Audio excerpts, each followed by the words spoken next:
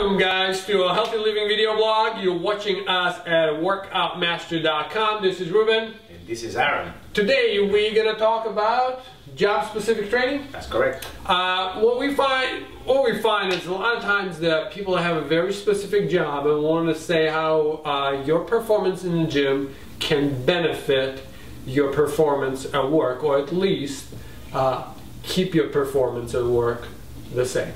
Right, and even if they don't go to the gym, at the very least they can perform some exercises in their home, in the comfort of their home, on their own houses, that can actually improve the quality of well-being, avoid back pain and nagging aches, by just doing a little bit of conditioning. So while they're sitting, for example, at a desk 10-12 hours a day, they can actually build up some sort of muscles that can support the trunk. Absolutely. Before we do that, remember guys, next time we're going to meet, we're going to talk about vaccines and how important it is to know some very important information. Now, very important to know the very important information.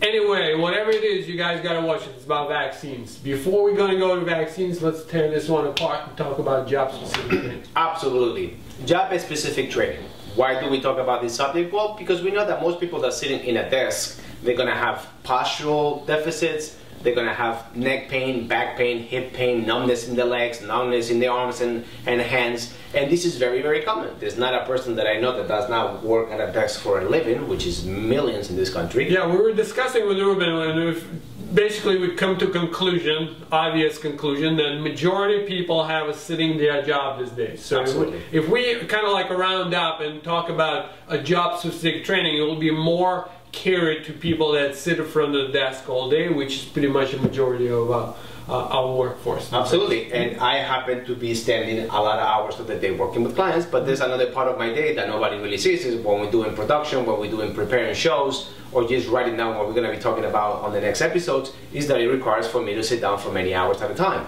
And when I stand up, I do feel it. Okay. So I wanna just corroborate a little bit of information. What can people do? Right, totally. I think what happens since we sit a long period of time, it's very important to understand that the muscles that are involved in your body are what we call a postural muscles.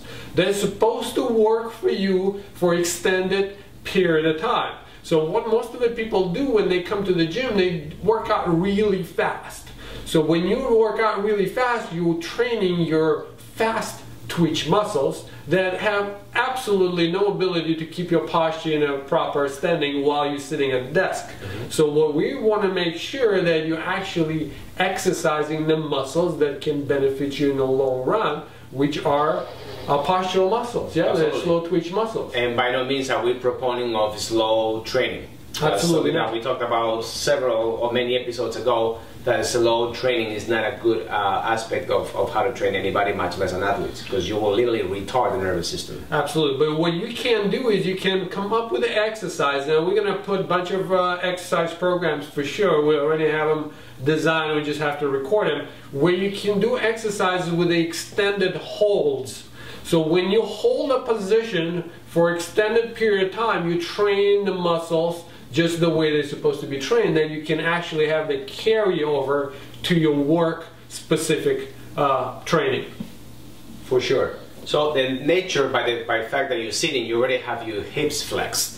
And now the weight of the shoulders, if you have a little bit of a round back, is going to pull you even further forward into flexion. So what we want to teach them is extension exercises, how to work this tensor chain mechanism of their bodies so they can stand upright and they don't feel the constant pull of gravity on their bodies. Absolutely. The gravity always works supposedly against you by pulling you down. So what we want to do is we want to have enough of flexibility in the spine to first go back. The second, you want to have enough of muscle strain to actually hold that position. So you would want to use some sort of a mobilization exercise, especially with the foam roller, to extend the range of mobility of your spine.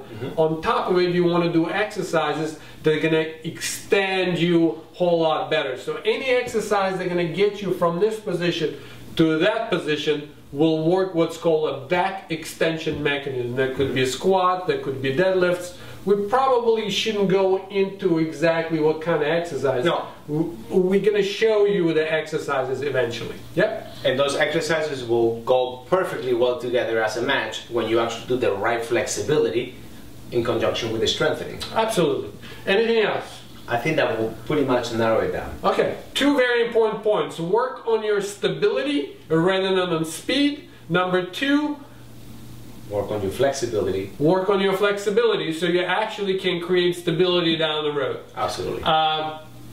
Remember guys, your future looks better already. Thank you very much for watching. We're really enjoying doing this stuff for you. Thank you for your comments and questions. Until next time.